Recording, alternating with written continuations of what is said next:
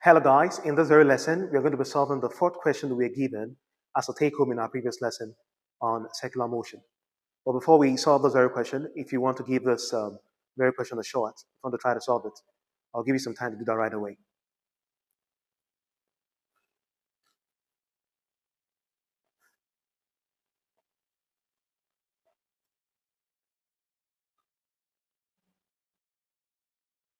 Okay, let's see how many solved this very question correctly.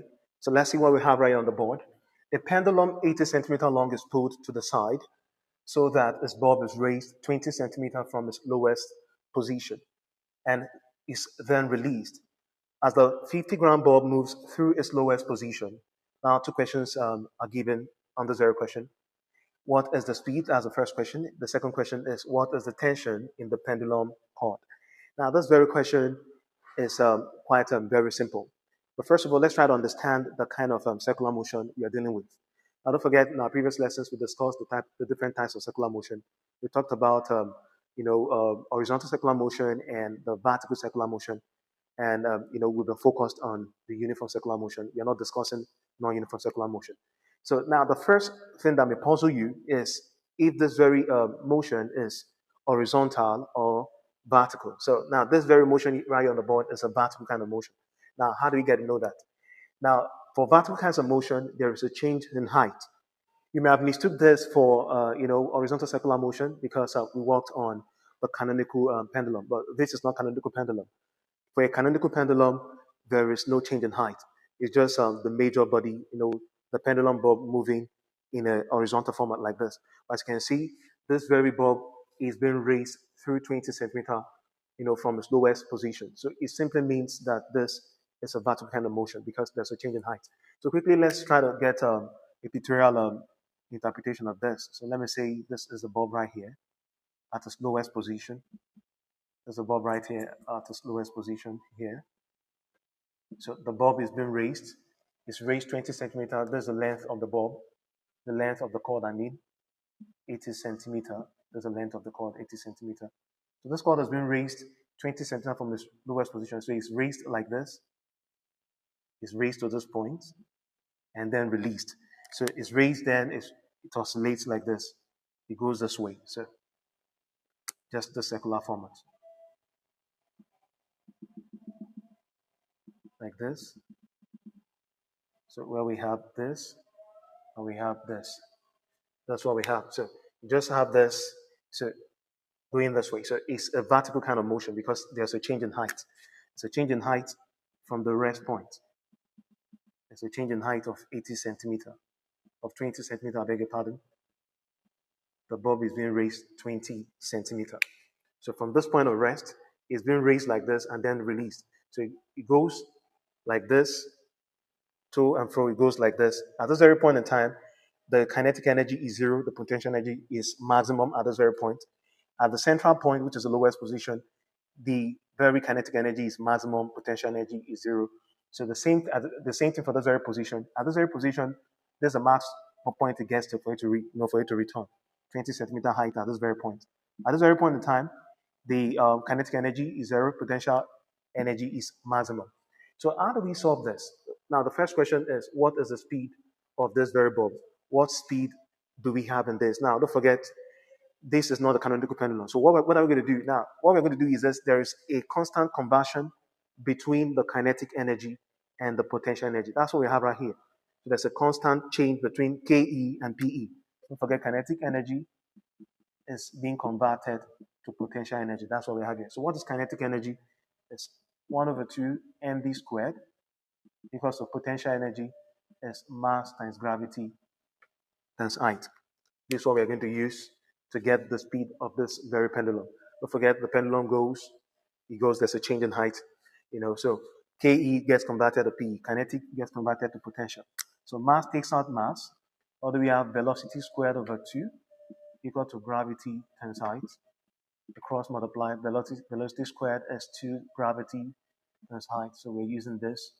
So what do we have? So the velocity squared, which is the speed we're looking for, is 2 times gravity. Gravity is 9.8 times height. What was the height? Don't forget, A pendulum 80 centimeter long is released to the side so that its bulb is raised 20 centimeter from its lowest position. So the height is 20 centimeter. The height there is 20 centimeter. But don't forget, gravity is 9.81 meter per second squared. So gravity is a meter per second squared. So there's no way this height will be in centimeter. We are going to move this height to meter. So how do we convert centimeter to meter? We'll divide by 100. 100 centimeter make 1 meter. So 20 divided by 100 will give us 0.20 meter. That's what we have.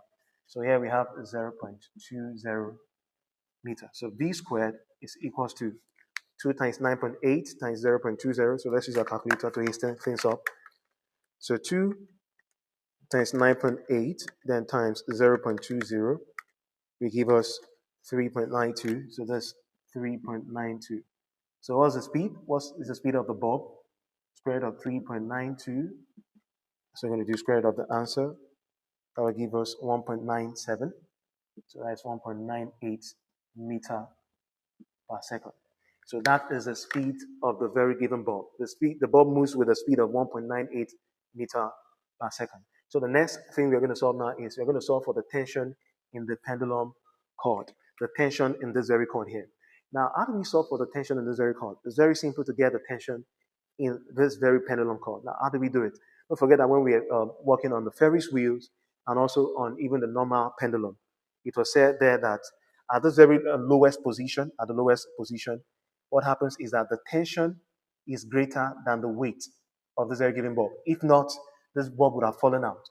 So at the very lowest point, the tension in the very cord that brings about the centripetal force is greater than the weight. So it's going to be the tension in this very stuff minus the weight of this very bulb, which is equal to the centripetal force. So that's what it's going to be.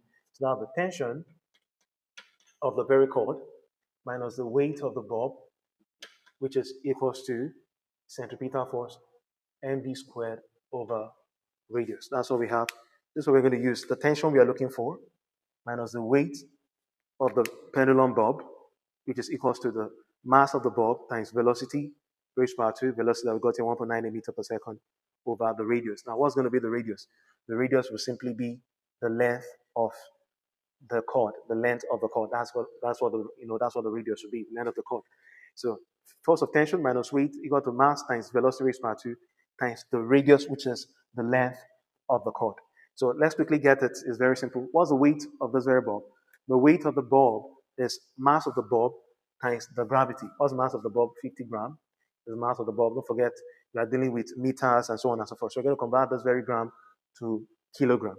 So don't forget. So quickly, what's the weight of the bulb? The weight of the bulb is mass times gravity. So what's the mass? 50 gram. Convert 50 gram to kilogram. That will give us, we divide it by 1,000. So that is 50 divided by 1,000.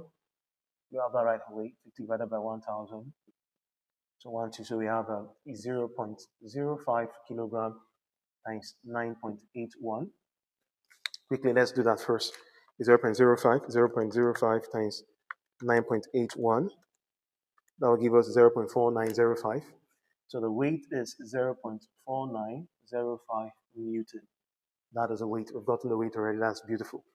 So for the fact that we've gotten the weight, so we can easily get the tension. So don't forget, the tension now is going to be the weight be moved to this place plus the mass times velocity raised by 2, and then over the radius. So let's take off this very section of the board so that we can just move the stuff over here. So we've gotten our speed already. So it's side time we solved for our tension.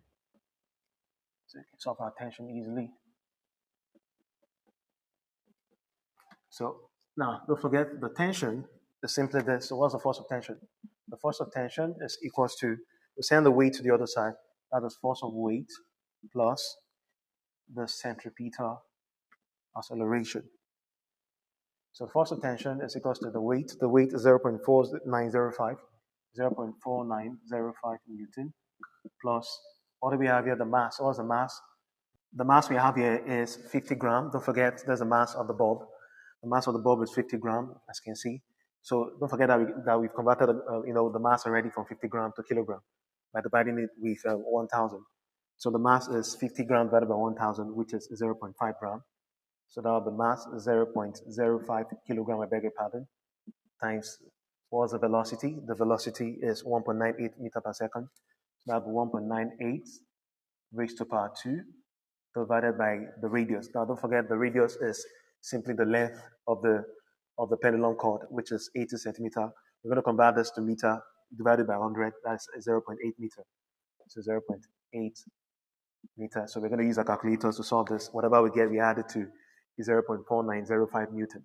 So let's quickly do that with our calculator. Let's quickly do that.